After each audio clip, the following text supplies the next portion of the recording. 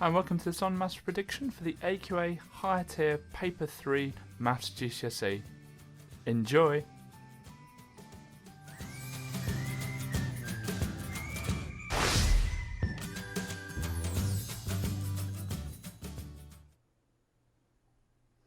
Hi, I'm Chris Gilpin and welcome to this prediction for the Paper 3 Maths paper.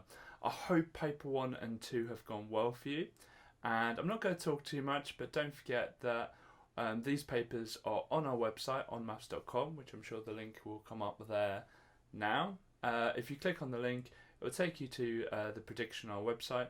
Don't forget that the prediction on our website changes the numbers in the questions, so you can do it as many times as you want and you're not just getting the same answers each time.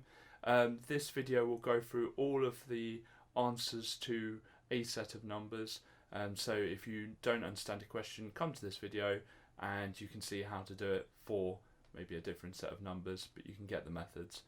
If you check out our website, we've got tutorials for everything. We've got topic busters, demon questions, practice papers, all sorts of things. So please check out our website on maths.com. If you enjoy this video, please click like. If you want to see any other stuff from us, especially over the next few days, please click subscribe. Thank you and enjoy the video. Okay, so we're asked to write 88 as a product of its prime factors. So the first thing to do is write 88, and then we have two shoots coming from it.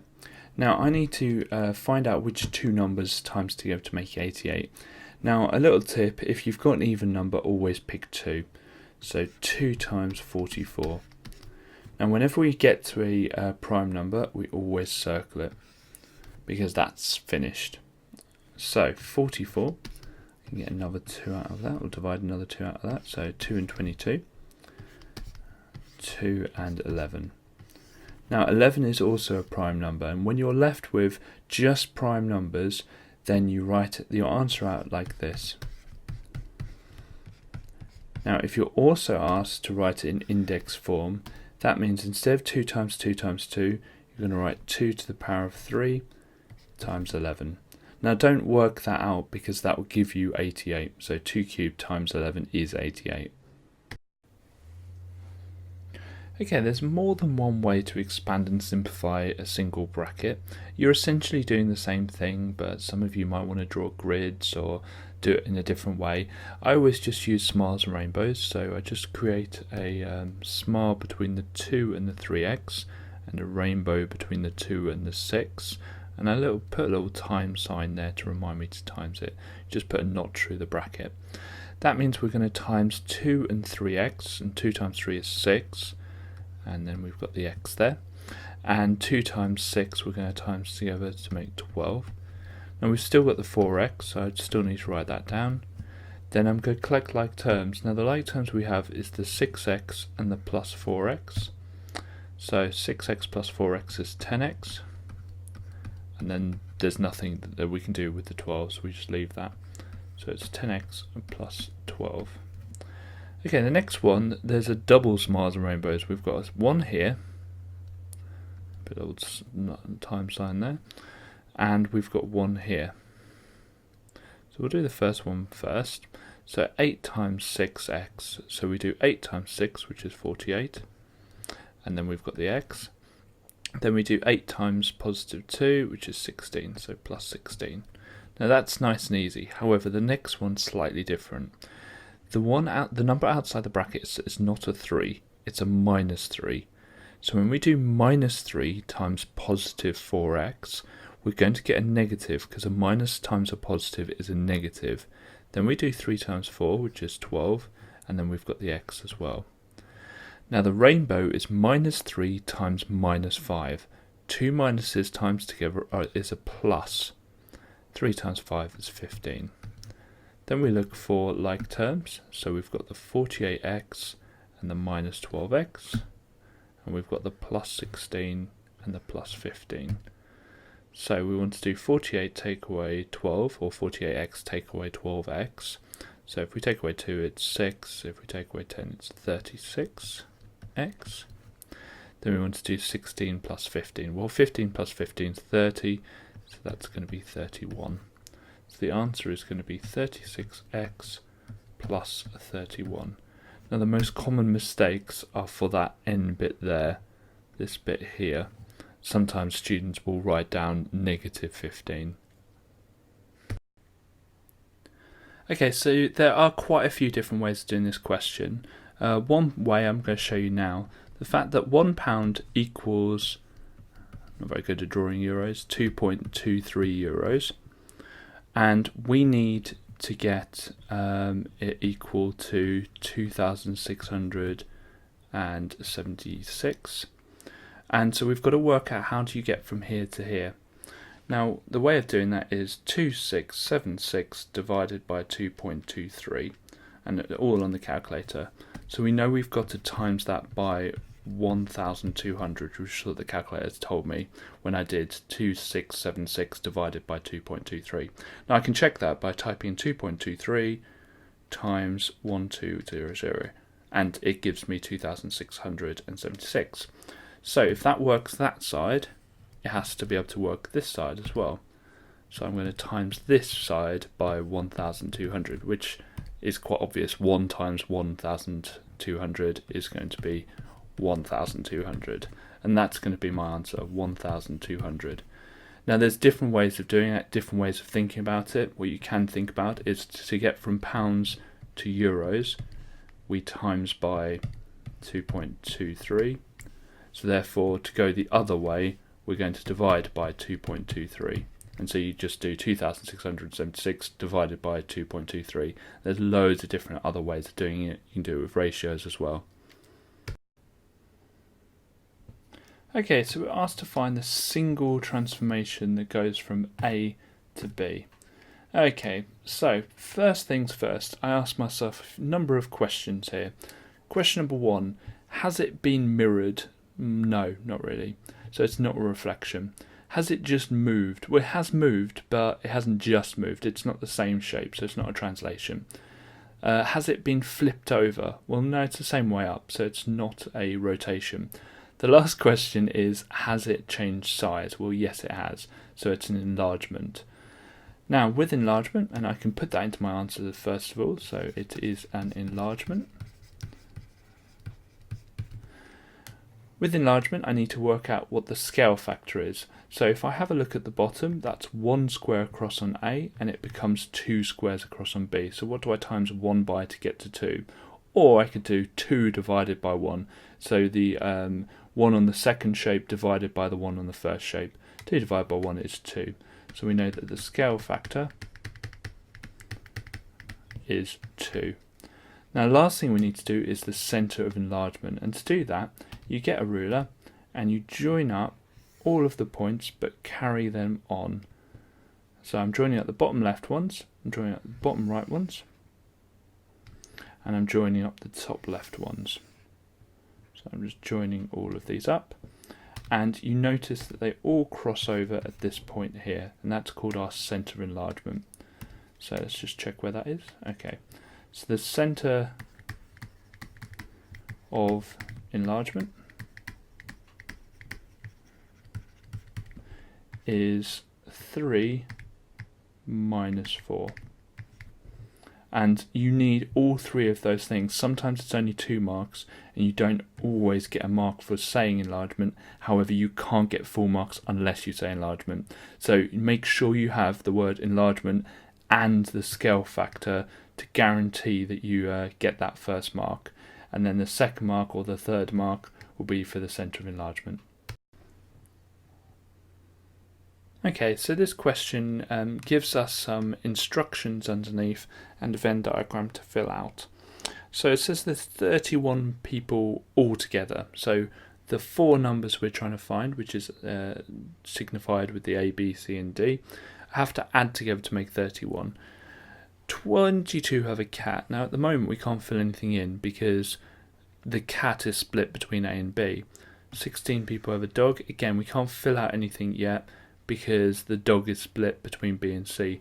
But this piece of information here will help us start. So it says 12 had a cat but not a dog.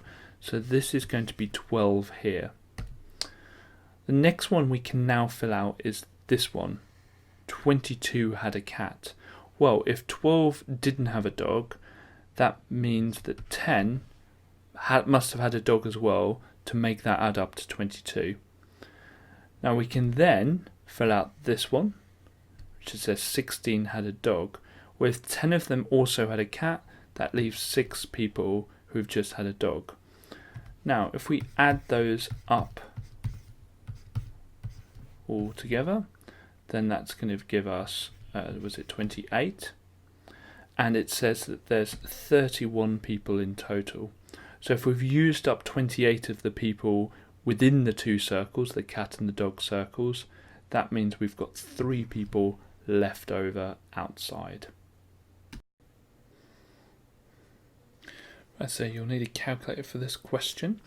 The different calculators do things slightly different, but by far the most common calculator, and if you haven't got one, I would recommend them, are the Casio calculators.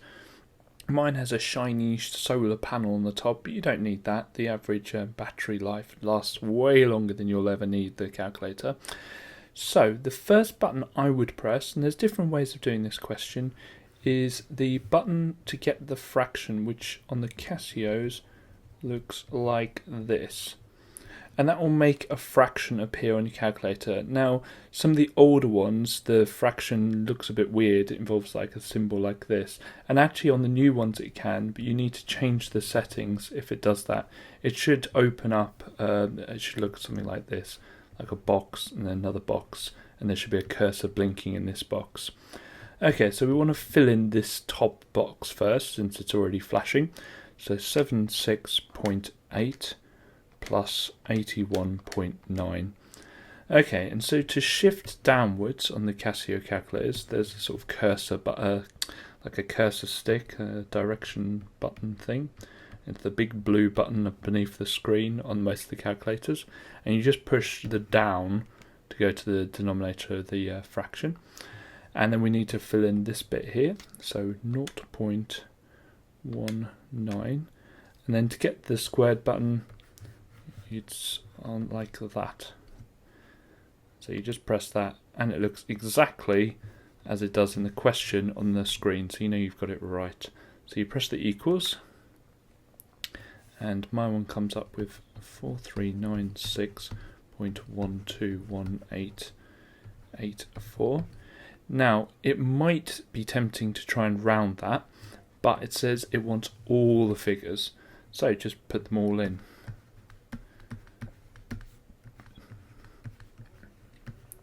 Now, if your calculator is set to a mode which is going to show even more numbers, then normally six digits after the decimal point is more than enough. They won't require you to go to 100 or 200 decimal places. On this question, that's actually an exact amount. Okay, so write down correct to 2 significant figures. Now, to do 2 significant figures, we start counting at the start of the number. So I'm going to do a red line where you need to start counting. And you just count 1, 2 numbers. So the blue line is where I've stopped counting. Now, all of these numbers here are going to be reset to 0. They're going to go away. Well, not quite. Let's come to that later. Now, this number here, the 9, is what we call a decider number. Now, that number is going to go. That 9 is gone. Okay?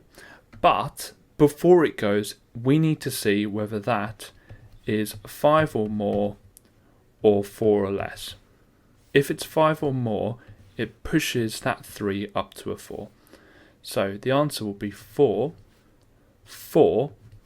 and then you'd think, oh, okay, that's it, rounded, and you'd write that in the answer column. But when I said they disappear, they don't quite disappear. All the numbers above the green line that I've just drawn reset to 0. They turn to 0. Now, if you think about it, if I don't know what would have a decimal place, but if you have a number 4,396.121884 written down, and someone says, "Can you tell me roughly how much that is?" Then if you say the answer of 44, that's not roughly 44. It's nowhere near 44. So the 9 and the 6 will turn to 0, and actually the other numbers do too. But these numbers here are not changing the number at all. These two zeros here will make that 4,400 instead of just 44. The other numbers after decimal point, we might as well get rid of them. So the answer is 4,400. Okay, because we don't need to show these numbers. Now, the reason students make this mistake is they're so used to decimal places. Now, decimal places, you always remove them because they're always after the decimal point. But with significant figures, they need to turn to zeros. Okay, the way you solve these is exactly the same as way you solve an equation. It's just you've got an inequality sign here. So we're going to put our lines in, probably way too long. And we're going to try and get x on its own. So the first thing we're going to do is take away 10 from both sides. So we've got 7x, and then this time, don't forget, don't put an equal sign. You must do this inequality sign. And 77, and then we're going to divide 7 both sides. So we've got x is greater than or equal to 11. Now it's really, really tempting. And there we go, I've already made a mistake. It's really, really tempting to put an equal sign in there, but there have been in some exams in the past that you get 0 marks, even if it's a 3-mark question, for putting an equal sign, so remember to put the same sign. Okay, with this question, the first thing to realise is that we have two similar triangles here. So we've got the smaller triangle here, and we've got the bigger triangle here,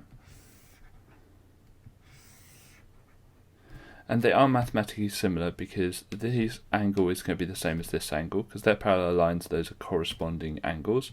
This angle is going to be the same as this angle for the same reason, and this is a shared angle. So there are two triangles with exactly the same angles, therefore they have to be mathematically similar. And mathematically similar means all the angles are the same, but we've just multiplied all the length by something to get to the new triangle. So, important first step of this is to draw out the two triangles. Okay, and I'm just going to sketch them out roughly. So a small one, and we've got the big one. And then copy the length. So this is going to be 23, this is going to be 9, this is going to be 36 at the bottom here, and this one's going to be 60. Okay, now ask for the value of CE, which is this bottom length here. That's the bit we're trying to find. But I'm going to ignore that, and I'm going to work out what AC is. The reason for that is if I know AC, I can take away from 60 to work out CE, because I know the total distance is 60. Okay, to do that, I need to work out what the scale factor is. And the scale factor, all you need is a length on both of the triangles, which is corresponding, which means it's the same length, but on the two different triangles.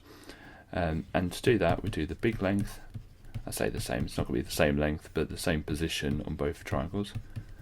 So big length over small length. Okay, so the two I'm going to pick is obviously the bottom two. And we're going to find out what we times 9 by to get to 36. So 36 over 9. And that's obviously going to be 4. Okay, because 4 times 9 is 36. Okay, so we know we times that by 4, so the scale factor is 4. Now, if we go from big to small, we times it by 4. But here, we're going from, if we go from small to big, we times it by 4. But here we're going from big to small. So instead of times by 4, we're going to divide it by 4, because it's going to get smaller, isn't it? So we're going to do 60 divided by 4, and I should really write down what I'm doing. I'm doing AC, and that's going to be 15. So we know that it's going to be 15 here, for this bit, okay? But the total is 60, and we're looking for what's left over. So we're going to do CE equals the total 60, take away the bit we know that we don't want, and that's going to be 45. So the answer is 45. Now I'm going to be using the multiplier method for this question, but you might have a different method, and if it's working, stick with it. Okay, so to use the multiplier method, we need to work out what we're doing. So we're increasing by 1.6% because it's a savings account, and if your money goes down in a savings account, you wouldn't be happy with it. So to use the multiplier method, you start off with 100%, you do what the percentage, or you add or take away the percentage depending on the question. Here we're adding because it's going up by 1.6%, and we're going to end up with 101.6%. Then you work that out as a multiplier. Now to do that, all you do is you divide by 100, and all you're doing is converting it to a decimal. Multiplier is just a posh way of saying decimal. Okay, this is now our multiplier. Now whenever I times something by this number, the 1.016, it will increase it by 1.6%. So we've got £2,400, and if I just had 1 year, I would times it by the multiplier and it would work out what it is after the second year. But we've got 7 years, so what we could do is times it by 1.016 7 times, but I can't be bothered to do that because we know something better in maths. What we can do instead is do that multiplier to the power of 7, and that's just the same way as just timesing it by 1.016 7 times, and it's a bit easier to do. So 2,400 on the calculator times 1.016, and then I put my power button and I type in 7, and I get the answer 2,682.0520 blah blah blah. Okay, so because it's a money question, it can only have 2 decimal places, so 2682.05. Now the last step is really just to check that that makes sense. Well, we're in a savings account for 7 years, we've put in £2,400 and we've got out after 7 years 2,682 roughly, so 2,600. So we've made £200. Now the interest rate, the 1.6%, is quite a low interest rate, so we wouldn't expect very much money. So about £200 is about right. So you can always just check your answer to see if it makes sense. If you ended up with less money at the end, then alarm bells are ringing. Okay, so whenever you're finding a stratified sample, you always have the number in the sample and you times it by the fraction of that particular group that you're interested in. So our sample is 15, and we're going to times that by, well, it says the male who went to the log flume. So male who went to the log flume is here, and I think it says in the question there's 131. So it's going to be 31 of the people out of 131. So with the calculator, I'm going to do 15 times fraction button 31 over 131. Now that gives me 3.549 blah blah blah. And the important thing to realise is you can't have half a person, so you will need to round that. And I'm going to round that to 4. Okay, so tree diagram question, and this one says that in bag 1 there are 3 blue counters and 4 red counters, and in bag 2 there are 4 blue counters and 3 red counters. So with tree diagrams we always start here. And we ask ourselves, well, in bag 1, we can either pick a blue or a red. Well, let's start with blue. What's the probability I pick a blue? Well, there's 3 blues, and there are 3 blues and 4 reds, so 7 in total. So, we move on. We've picked a blue from bag 1, so we're currently here. And we look at bag 2. Well, in bag 2, there are 4 blue counters and 7 in total. Let's go back a little bit. Let's go back to if we picked a blue in bag 1. Well, we could have picked a red in bag 2. So there are 3 reds and 7 blues. Now let's go all the way back to the start. And let's pretend we picked a red from bag 1. Let's have a think. What's the probability? Well, there's 4 red and 7 in total. And a blue from bag 2. Well, that would stay the same, wouldn't it? Because there's still 4 blues. And there's still 7 altogether, and there's 3 reds and 7 altogether, and that would be enough to get you full marks. Let's move on to the second question. It says work out the probability that two counters picked are of different colours. So let's follow the paths down. If I pick this one, so a blue, and then a blue, I've ended up with a blue and a blue. Well, they're not different colours. So let's try another line. So if I pick a blue and then a red, well, that's a blue and then a red.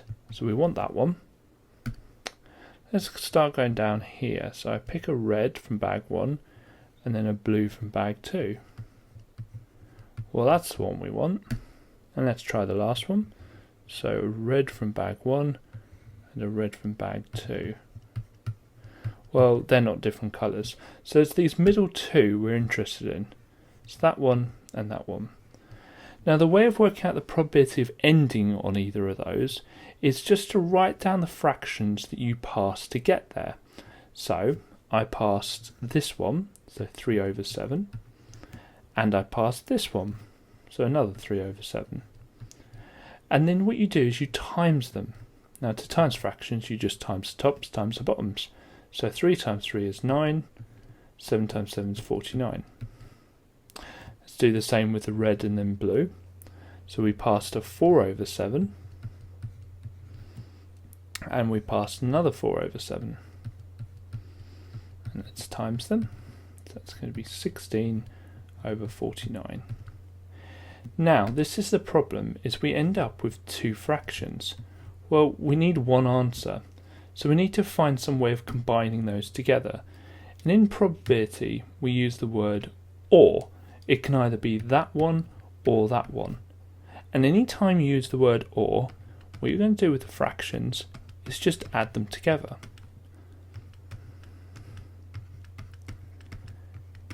Now, the beauty of this is normally you're going to end up with lovely denominators that are the same. And when the denominators are the same, all you need to do is add the numerators. So 9 plus 16 is 25, and the bottom stays the same. So it's 25 over 49. Okay, so the important thing to realise first is that this is a part of a full circle. So if I draw the full circle in badly, we've just got a slice of it. Now it asks us for the perimeter. Now there are three parts to the perimeter. There's this 7 centimetres here, there's 7 centimetres here, and this what we call an arc here. So we need to work out the arc first.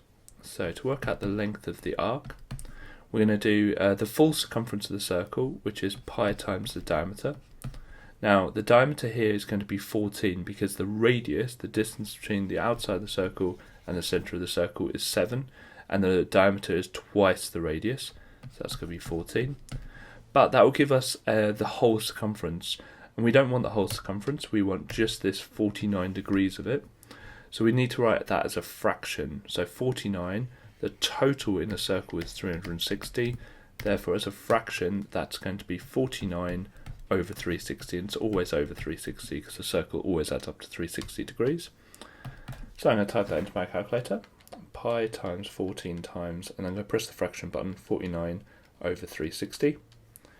And it gives me the answer of 5.9864 blah blah blah blah. I'm going to keep that into my calculator because I haven't answered the question yet, because as I said at the start, to get the perimeter I need to add that 5.9864 blah blah blah to the 7 and the other 7, and that will give me the full perimeter. So I'm going to add 7, and it gives me 19.9864 blah blah blah blah. So to two decimal places, that's going to be 19.99 because that 6 moves that 8 up to a 9. Now whenever we are asked to compare box plots or cumulative frequencies diagrams or cumulative frequency graphs and box plots, you're going to compare two things. The first thing you're going to compare is the medians, and the second thing is either the range or the interquartile range. So if you notice, the median for the male is at 22, so the median is at 22, and the median for the females is at 18. the interquartile range, and I could have done the range, the interquartile range for the males is going to be, is it 5? And the interquartile range for the females is 2, 4, 6, 8, 10, 12. So the first sentence you need to say is comparing the medians. So we say like something like on average. I haven't even read the context of the question, let's just read. So it's reaction times. On average, males had a faster reaction time. And you can quote the figures, so 22 for males for the medians and 18 for the females. And then you say the spread of times was larger for females. And again, you can quote the figures that the interquartile range is 12 for the females and only 5 for the males. So you could say the males were more consistent because the interquartile range was smaller. Okay, so we're asked to make t the subject, which means we want t equals. And I'm just going to copy the equation out. So something you notice, well, two things you might notice, is that we've got two t's, so two terms with t in them, and we've got a fraction. So the first thing I'm going to do is break open that fraction. I'm just going to scroll down to give myself enough room and put my lines in. Okay, so might as well extend it all the way to the bottom. So to get rid of that fraction, I'm just going to times both sides by the denominator. Now because it's an expression, I put it into brackets. So I'm going to times both sides by t minus 5. And you can't really do anything in these kind of questions with that, with a fraction or a bracket lingering around. You kind of just need to get rid of it. So s bracket t minus 5. And that just leaves the numerator there. Now we also want to break open that bracket. So st minus 5s equals 4 minus 13t. Right, next thing we want to do is get all the t's onto the same side. So what I'm going to do is I'm going to add 13t both sides. But I want to get rid of anything on the left hand side that's not a t term. So I want to get rid of that 5s. So I'm going to plus 5s both sides. So when I do that, I've got st plus 13t on this side, and I have 4 plus 5s on this side. Now, to get those two t's together and just make it a 1t, all I need to do on the left hand side is factorise it. So I'm going to bring the t out, and it leaves s plus 13, and the right hand side I haven't really done anything with. Okay, then I need to divide both sides by that bracket to get rid of it. So I'm going to divide both sides by s plus 13, and that will leave t equals, and when I divide by an expression I can just write it as a fraction, so 4 plus 5s over s plus 13, and so t equals 4 plus 5s over s plus 13, and either top or bottom can be the other way around, so it could be 5s plus 4 and 13 plus s at the bottom. Okay, first thing to realise with this question is that we've got an exponential here. An exponential is when x is the power, so it's y equals 2 to the power of x. So let's go through the graphs. Graph D is a linear graph because it's a straight line, so that's not correct. Graph A is a cubic because it goes up and then down and then up again. And we assume that the graph will carry on upwards here and carry on downwards here, but it's a cubic, so it's not that one. Graph C is a reciprocal, so it's something like this, or there might be some numbers in there, but it's not that one. Graph B, however, is our exponential. Now, the way of realising it's an exponential is that it kind of grows forever. So it starts off at a point. On this one, it starts off, technically, if you went to the left far enough, like infinitely far enough, you'd hit the x-axis, and then it goes up and up, and then at this point here it hits 1, because anything to the power of 0 when x is 0 is going to be 1, and then it just shoots off upwards. So it's going to be graph B. There are a few different ways of answering this question. I'm going to show you what I feel is the easiest technique, but if you've got a different technique you get the same answer, then stick with it. This question will all be about multipliers and understanding how to use them, but the difficulty in this question is we're finding out how long it will take to get to a certain point, which is a big twist in this question, and we're not given a quantity. Now, whenever you're not given a quantity, one method of being able to do it is by putting in your own quantity, and the easiest quantity to put in is the number 100. So I'm going to pretend that the population of the town at the start is 100. Now, this question, as I said, is all about multipliers, so we need to figure out what a decrease of 6.5% as a multiplier is. And to do multiplier, you start off with 100%, you do whatever the question's saying, so this time we're decreasing by 6.5%, and this will be on the calculator paper, so you might as well use your calculator to do 100 take away 6.5, and hopefully the answer is 93.5%. And to convert it into a multiplier, you just divide by 100. You're just converting it to a decimal, but the paper will call it a multiplier. That would be 0.935. So whenever I times something by 0.935, I've decreased it by 6.5%. Okay, so we've got 100. And what I want to do is figure out how many times I need to multiply it by 0.935. Okay, so there's a power here which we don't know yet, to get the answer that is less than 47% of it. Well, the reason I pick 100 as my quantity I've made up is because 100 is nice and easy, because 47% of 100 is 47. So we need it to be less than 47. Now, what I do on my calculator is I type in 100 and I times by 0.935 and I get the answer of 93.5. Now, what I'm going to do now, and that's one time, what I'm going to do now is press answer times 0.935. And what that will do is allow me to go through this same calculation as many times as I want by just pressing the equals button. So I'm going to press the equals button once and I get the answer of 87.42. So I've done twice in total so far, and I can leave a little tally mark here. I press it again and I get 81.7. Again, 76.4. Again, 71.4. Again, 66.8. Again, 62.4. So I'm getting closer. Again, 58.4. Again, 54.6. Again, 51. I'm getting close. Again, 47.7. So I'm getting very, very close, but I'm not quite there yet. And I press it one more time and I get 44.6.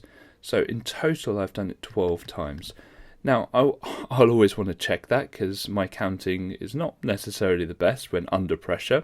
So what I'm going to do is I'm just going to do 100 times 0.935 to the power of 12 to check that I've got this right. So 100 times 0.935 to the power of 12, and I get 44.64. And I'm just going to check that that was the first time it went under. So I'm going to do to the power of 11, and what I can do is just scroll through my working out on the calculator and change the 12 to 11 and press equal, and that's 47.744, blah blah blah. Okay, and each of these are rounded. Okay, so it's going to take 12 years because 11 years gets us close but not quite over the line. It's the 12th year that it dips below 47%.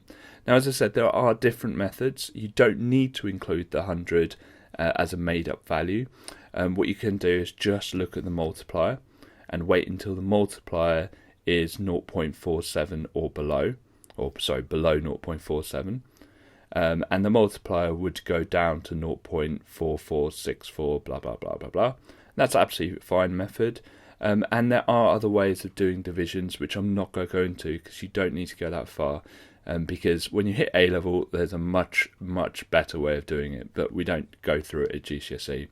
If you wanted to look into it, it's to do with logarithms, but we won't go into that.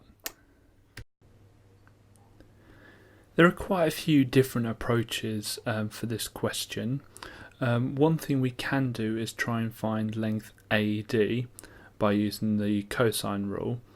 And the other approach which I'm going to use is I'm going to work out this angle here using the sine rule, and then work out this angle here taking away from 180 degrees. Then when I've done that, then I can use the trigonometric area formula. So I'm going to work out the angle I marked first, so that is angle ADC. That's what I want to work out first. Now to do that, I'm going to call that, let's call it X, so it's a bit easier to write. So I'm going to use the sine rule, and that says that sine X over, so this is sine X, this is X here, so it's going to be over 8 equals sine 110 over 12. And the reason it has to be that way around is obviously sine matches up opposite angles and lengths, so it's going to be those two and those two. So first thing I'm going to do is just times both sides by 8, so it's going to be sine X equals 8 sine 110 over 12, and then what I'm going to do is inverse sine both sides. Scroll down a bit more. So X is going to be the inverse sine of 8 sine 110 over 12. So let's get my calculator. So inverse sine, fraction button, 8 sine 110, close the brackets, over 12, and then come out of the fraction, close the brackets. So that tells me that X is 38.789 blah blah blah. Now I want to keep the accuracy if I can, so I'm going to keep that in my calculator, and then what I'm going to do is add that to the 110 to work out what this angle here is, and I'm going to call that Y. So what is this? ACD. So I'm going to tell the examiner that ACD I'm going to call as Y, just to make it a bit easier.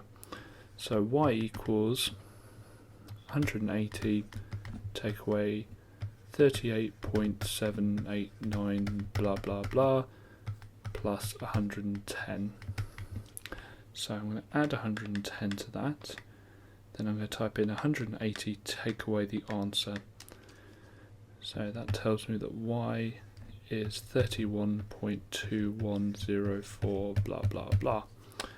Okay, so I've worked out what Y is, which is good, because when you have a length, then an angle, then a length all together, then you can use the trigonometric area formula. And the formula is dead easy.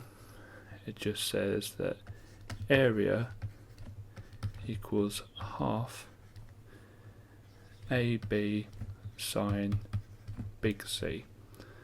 So we know the problem is actually we've got two triangles. We've got a triangle here, and then we've got an identical triangle here, and it is identical because the diagonal of a parallelogram cuts it in half exactly. So what we also need to do is then times this by 2. Now if we notice that the half and the times 2 will cancel, so it's just going to equal AB sine C. Now I've kept that number in my calculator, so I can use it. Where's A and B? A and B are going to be 8 and 12. So it's going to be 8 times 12 times sine 31.2104 blah blah blah. So let's quickly use the calculator before it switches off. So I'm going to press sine answer, close bracket, times 12 times 8. And it says the answer is 49.7455 blah blah blah. Let's have a look and see the accuracy that I need. 1 decimal place. So let's have a look. That's going to be 49.7. Now, if you didn't keep the numbers in your calculator and you rounded them, make sure you round them to 4 or 5 decimal places. So I would probably round it at least to 3 decimal places, but you normally want to go a little bit further. You might find that if you rounded it, you might get a slightly different answer to mine. Now, that's why you must show you're working out, because if you got, say, 50 rounded to the nearest decimal place, or 49.8 or something, then if you can show you're working out, if you can show that you've done all of the steps and the reason why you got slightly off was because you rounded some of your working out, you might get full marks, but you would get at least all but 1 mark for the question. Okay, there's quite a few different ways of doing this question. I'm going to do this with a tree diagram, but you don't need to use a tree diagram for this question. I just find it a lot easier. So we're going to first of all understand that when you take 2 tiles, you can't take 2 tiles. You take 1 and then another 1. Okay, so you move away from this idea of being able to take 2. You can't. You take 1 and then you take another 1. So the first pick can either be an 8, a 10, or an 11. So it's an 8, a 10, or an 11. And then the next pick, well, if you pick an 8, you can pick another 8, a 10, or an 11. If you pick a 10, you can only ever pick an 8 or an 11, because there's only one 10. And then 11, you can pick any of the 3 again. Okay, so with 8, you can pick another 8, 10, 11. With a 10, you can pick an 8 and 11, and that's 8, 10, and 11. Okay, now the most important thing we realise is let's work out which outcomes will end up with the second tile. Okay, and we should probably label this. This is the first tile, and this is the second tile. So which outcomes end up with her having a larger second tile? Well, this outcome here, 8 and then 10, 8 and then 11 will. If you pick a 10, then you can pick an 11, and that's larger. And if you pick an 11, you can't get a larger second tile. So there's 3 outcomes you can get with this, with the second tile being larger: 8 and 10, 8 and 11, and 10 and 11. Okay, next we need to work out the probabilities. Well, all of the first probabilities are going to be 1 out of 7, because there's 7 tiles. Okay, so the chance of picking 8 is 2 out of 7, because obviously there's 2 8s. 1 out of 7 for 10, and then 4 out of 7 for 11. Okay, next, if you picked an 8, then there's only 6 left, and there's 1 10. So that's going to be 1 over 6. And I'm only going to be working out the fractions of the ones I'm interested in. So 8 and then 11. So if you picked an 8, there's still 4 11s left, but there's only 6 tiles. And finally, if you pick a 10, then there are 4 11s still, and there's 6 in total. Now, we work out the probabilities by multiplying the lines we went down. So let's have a look and see what lines we're going down for the first one. So we're going 2 over 7, and then 1 over 6. So it's going to be 2 over 7 times 1 over 6, times the tops times the bottoms. Okay. Next line, we're going to do same line down here, but this time we go down here. So it's going to be 2 over 7, but this times 1 over 4 over 6. So that's going to be 8 over 42. And the final line, we go down the 10, and then we go down the 11. So it's going to be 1 over 7 times 4 over 6, which is going to be 4 over 42. Now, whenever we've got multiple outcomes, and it can either be this one, or this one, or this one, we add them together. Okay, so the probability is 2 over 42 plus 8 over 42 plus 4 over 42. So 2 plus 8 is 10, plus 4 is 14, so it'd be 14 over 42. And if you cancel that down, 14 over 42, you can half top and bottom, half top and bottom, and then I think you can divide them by 7, so you get 1/3. So the answer is 1/3 chance. Okay, so we're asked to solve this equation, and you might notice on the left hand side we've got x at the bottom, and on the right hand side we've got a number at the bottom. So I'll write it out again. Now the idea here is to get rid of the fractions. So let's have a look. Let's put my lines down. Okay, so if I times both sides by x, that gets rid of the fraction on the left hand side. And when you times a fraction by something, it always times the top. Bottom stays unaffected. And to get rid of the fraction on the right, I'm just going to times both sides by 10. So it gives me 20 equals, and I'm just going to expand this, x squared minus 4x. Now if I take away 20 both sides, I get it equal to 0. Now the reason I want it equal to 0 is I can use the quadratic formula to work out the two answers. Now we know it's probably going to be the quadratic formula because it asks us to do it to 2 decimal places, and it doesn't ask us to factorise, and so chances are this doesn't factorise. Okay, so I'm going to put this into my calculator, so I press the fraction button first, and I'm going to type in minus, and then b is minus 4, so it'd be minus bracket minus 4, otherwise known as positive 4. And I'm going to do plus first, so plus square root of b squared, which I can just do 4 squared, because whenever you square a negative it makes it positive anyway, minus 4 times a, which is 1. A is the coefficient of the x squared, the number before the x squared, 4ac, so that would be minus 20.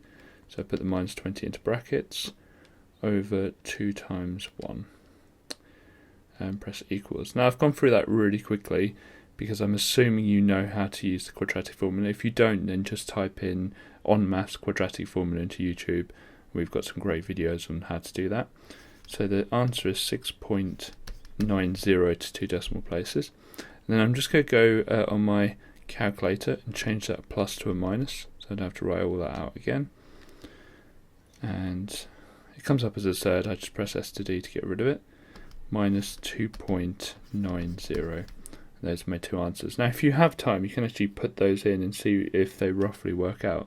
So do 2 divided by 6.9, and then do 6.9 take away 4 divided by 10. See if the answers are roughly the same. We've rounded it so they won't be exactly the same. So it's quite an interesting question, because we are asked for the volume of the lower part of the cone.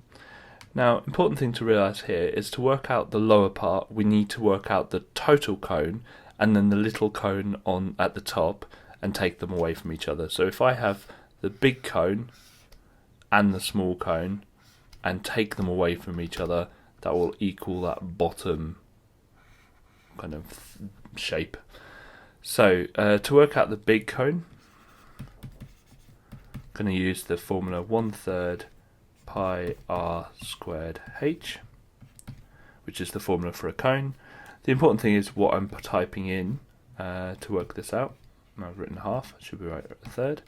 So the r, the radius for the big one, is 20, that's the easy bit, but the height is the total height, which is 25. Now I'm going to type this in, but I'm going to leave it in terms of pi, so 20 squared times 25 divided by 3, so that is 10,000 over 3 pi. Okay, for the small cone, I'm going to do the same thing again. 1/3 pi r squared h. This time it's 1/3 times pi times, and the radius of the small one is 4, and the height of the small one is 5. So we're going to do this again, but leave it in terms of pi. So we're going to do 4 squared times 5 divided by 3, which is 80 over 3 pi. And the volume of the shape, so it doesn't really call it anything, it's a shaded volume, is going to be the big one take away the small one. So I'm going to type that in, so 10,000 pi over 3 take away 80 pi over 3, and that gives me the answer of 10,388.19971, and so to 2 decimal places that's 10,388 point, and this time the 9 will move the 9 up, so it's going to be 0.20. Okay, so we're given a velocity time graph and we're asked for the distance or displacement, and to work that out you simply work out the area underneath the graph. So if I draw a line down here, we've got two simple shapes. We've got a trapezium here and a rectangle here. So we'll tackle the rectangle first. So to work out the area, it's the width, which is 3, times the height, which is 160. And when you do that, you can do it on a calculator if you wish, 480. Okay, A is a little bit harder, it's a trapezium. So the area of a trapezium is half A plus B H. Now H is a bit unusual because H is on its side here. So H is here. And then we've got A and B. Doesn't matter which way around you put them because you're adding them together. So it's going to be half times A plus B, so that's 40 plus, what's that, 160? And then times H, which is 2. Now you can see there the half and the times 2 cancel each other out, and so it's 40 plus 160, which is 200. Okay, so the total area is going to be 680. So our answer is 680 meters. Okay, so we're asked to find the nth term of the sequence. So the first thing I need to do is work out what the sequence is going up in. So 9 to 22 will be 13. 22 to 41 would be 19. It's not the same. Okay, so that will be 25, and then this will be 31. Okay, so whenever you have a sequence that's not going up by the same amount, then the next step is to work out what the differences are going up in. The difference of the differences. Well, that's 6, and this one's 6, and this one's also 6. So if the difference of the differences is always the same, then you've got yourself a quadratic sequence. And the way of dealing with that is get the difference of the differences and always halve it. Okay, so we end up with 3. Now that 3 will go before an n squared. So we know our nth term will involve 3n squared, but we don't know what the rest of it is yet. So what we do is a little table, and we write in our sequence, which is 9, 22, 41, 66 and 97, and then we write down the sequence for 3n squared, which is going to be 1 squared times 3, okay, because n is 1 for the first term, so that's going to be 3. 2 squared is 4 times 3 is 12. N is 3 for the third term, so 3 squared is 9 times 3 is 27. N is 4 for the fourth term, so 4 squared 16 times 3 is going to be 48, and then 5 squared times 3 is going to be 75. Now what we want to do is take 3n squared out of our sequence. So if I call this sequence, we're going to do our sequence and we're going to take away 3n squared from it.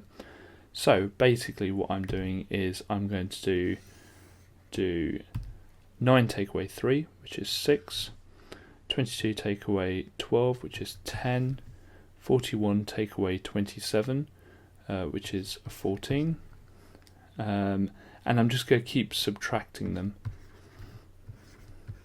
Now you might notice that we've got a linear sequence now. This linear sequence that's formed is going up in 4s. So each one is going up in 4s. And we find the nth term of this linear sequence. So we're going to have 4n, and then we're going to work out what the 0th one is. I've not left myself very much room, and that's going to be 2. So our 0th term is going to be 2, so we know it's going to be 4n plus 2. So we put this bit here with this bit here, and that gives us our nth term of this quadratic sequence. So it's 3n squared plus 4n plus 2, and that's our answer. Now you can check this out by putting in 1 and putting in 2 and putting in 3 and seeing whether you do get 9, 22 and 41, which you will do. Okay, so this is quite a complicated question. With all 3D trigonometry and Pythagoras questions, it's best to look for the two-dimensional shapes. First thing to notice here is that all the sloped sides are the same. So that means A lies right in the middle of that rectangle at the bottom, which is helpful. Okay, so first thing we're going to work out is length BD, and we can use Pythagoras for that. And I'm going to label it X. I'm going to label that length X.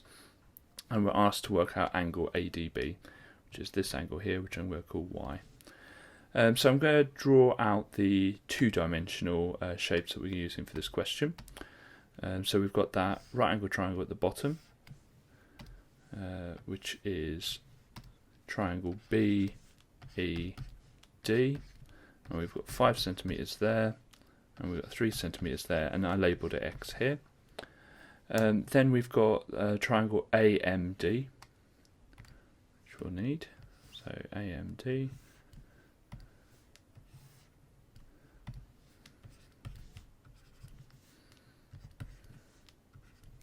And if you look, there's a little right angle triangle here. Okay, the height always hits the base at right angles, and since A is directly above the midpoint of the rectangle, it means it's going to be the height. This is angle Y. Now this length at the bottom is going to be half of X, okay, because M is the midpoint of X. Okay, so let's work this out. So first of all, we're going to work out X, and there's loads of stuff on the site for using Pythagoras Theorem if you don't know how to use it. So that's going to be root 34, is it? And then we're going to work out what Y is. So we need to work out what AD is. AD says it's 6 centimeters, so we need to label that one. Okay, so this is going to be cos Y equals, and our X is root 34, so it's going to be root 34 divided by 2 over, so it's the adjacent over the hypotenuse, so it's over 6, so Y is root 34 divided by 2 over 6, and all of that inverse cosed. So I get my calculator out. Inverse cos fraction button root 34 divided by 2, and careful to have that divide by 2 outside the root, over 6. Now you could just work out what root 34 divided by 2 is and then divide that by 6. It's just you get maximum accuracy if you leave them as thirds. And 60.927 blah blah blah, which is 60.93 to 2 decimal places. Okay, so we're given the left-hand side of the question and we're asked to rearrange it into this form here. This sign in the middle just means is equal to for all values of x. It means it's an identity. And we're not focused on the right-hand side, we're looking at the left-hand side, and we just look at the right-hand side so that we can get an idea of what it wants us to do. And it's a completing the square question looking at that. So when we complete the square, we just focus really on this bit here. and the minus 11 we'll deal with at the end. So this left-hand bit here, well, first of all, I can divide out 3 from both of these terms and factorise it. Now we do have that minus 11 at the end, which we've got to make sure we keep in mind. Okay, now the x squared minus 10x in the bracket, we can then complete the square with that. So the way I'm going to complete the square is I'm going to put it x minus 5 squared. Now I'm going to just stop there and I'm going to divert because I want to find out what happens when I have x minus 5 squared. So we have x minus 5 times x minus 5, and we will have an x squared minus 5x minus 5x and minus 10x, and then plus 25. So that all looks great apart from this plus 25, which we need to get rid of. So I'm going to minus 25 at this point here. Okay, because it creates a 25, I need to get rid of that 25. The rest of it's great. The x squared minus 10x, fantastic. But that 25 we need to get rid of. And then we've got that minus 11 that just kind of hangs on at the end. Okay, now the next thing I want to do is expand these bracket here. Okay, so I'm going to do 3 times x minus 5 squared. Okay, I don't need to expand that further. And 3 times minus 25, which is minus 75. And then we've got the minus 11. So the bit in purple here is exactly the same as the bit in purple in the question. I have not changed anything. But at this point here, I can get that minus 75 and I can take away the 11. So I'm just going to rewrite this, but I'm just going to collect those two together into minus 86. Now this is exactly as it's shown in the red. We've got a number times a bracket, in the bracket x plus a number squared and then plus another number. So m is 3 because that's the number before the bracket. The p inside the bracket is minus 5, and be careful to have the minus there because it's plus in the question. And the q is also minus, but it's minus 86. Okay, so this question is all about iteration, and basically an iterative formula or iteration formula is one that gets you closer and closer to a solution. It will never quite get there, but it gets you closer and closer to a solution, or it gets you further and further away, and some of them do. So you'll always be given an iteration formula if you're asked to do iteration. So we're given one here. To get to the next number, we do 13 minus root x. So that tells us how to get to the next one, the closer answer, and normally these will get closer and closer, otherwise it's very silly to do it because you'll just end up with very big numbers. So it tells us here to start at 2. It says, right, start at 2 and then work from there. And the iteration formula or iterative formula tells us how to get to the next one. Now, have your calculator out because it's a calculator question. I'm going to ask you to do something weird. What you're going to do is you're going to press 2 and then equals. Now, it equals 2, so the calculator just says 2. But this next step is actually pretty clever with these calculators. You can type in 13 minus square root answer. And on calculators it's normally ANS, or some of them they write the word answer. Now when you press equals, it will give us the answer, so that's great. So you might need to press S to D to make it a decimal. So we write down the answer, 11.5857 blah blah blah. But the clever bit is, if you press equals again, it will give you the next answer. So this time 9.596 blah blah blah, and just keep pressing equals. 9.9022 blah blah blah blah equals again. 9.85321 blah blah blah equals again. 9.86, it's getting close, you can see, equals again.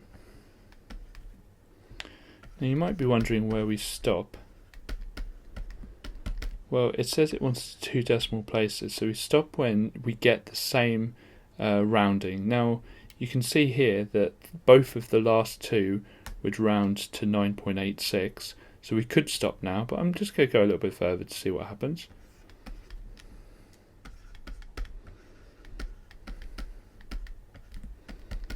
And you can see again, every time you press equals, and you can just keep pressing equals, it will just get closer and closer to a number. Now, it might appear on the calculator that it stays at the same number at a point, but actually the number that's changing is so far down the stack, or so far down the decimal places, that you just can't see it anymore when you press equals enough. So my answer will be 9.86, but like a lot of questions on the exam, it's the working out that gives you the mark. So you have to show all the stages, your x1, your x2, your x3, x4, x5, x6, and then we did an x7 just for the heck of it. Okay, so you might look at this question and think, oh wow, okay, so we've got an equation. So cos x equals minus 0.75, and all we need to do is put our lines in, inverse cos both sides, and get my calculator. I'm going to inverse cos minus 0.75, and I get 138.590. And you might think, oh, okay, it's two decimal places, 138.59. Job's good. Right, job's done. But it does ask you to find the solutions, and it does say between 0 and 360. Now, the calculator only gives you the first solution. It doesn't give you all the solutions. Similar to where you square root something, so square root 9 on the calculator gives you the answer of 3, but we know it's also minus 3. So we need this graph to help us out here. And what we do with this graph is we draw a line across from roughly where 0.75 is. So 0.75 is probably roughly there somewhere. And we read off the values. So we know that one already. That one is the one given to us on the calculator, 138.59 blah blah blah. And we need to find out what the other point is. And the other point is the other point at which our line we've drawn across crosses the curve. So it's this point here. Now, we use the symmetry of the graph, so cos is symmetrical around 180. So what I'm going to do is work out the distance here, and then I'm just going to add it on to 180 because it's completely symmetrical. And there's other ways of doing it, but that's the way I'm going to do it. So we could also take it away from 360, you'll get the same answer. In fact, it's probably easier, let's do it that way. So 360 take away 138.59, and the calculator gives me the answer of 221.41. And having a look at that, is that roughly right? Well, looks pretty good to me. So what I've done there, it doesn't matter which way around you do this. I've just noticed that that length is the same as that distance there. So I've taken it away from 360. As I said, there's multiple ways of doing it. Just use the symmetry of the graph, and you might have to draw that graph or just do a quick sketch of that graph because it might not be given to you in the question. So make sure you know what the sine, cos and tan waves look like between 0 and 360. I hope you enjoyed that video. Don't forget you can go to our website onmaths.com, which the link will come up there now, and to do the paper online, or to check out our other stuff. We've got topic busters for all of the topics that can come up. Don't forget that this is only a practice paper. We call it a prediction because what we've done is we've cut out the stuff that we feel has come up in paper 1 and 2, and so leaving a few topics that we select which ones the exam board generally goes for in paper 3 on the calculator or paper. So it's only a bit of practice. Please don't rely fully on this paper at all, and just make sure you do normal revision as well as this video. If you've liked this video, please click like. If you really like it and want to see more from us, especially in the next few days, please click subscribe. Thank you very much.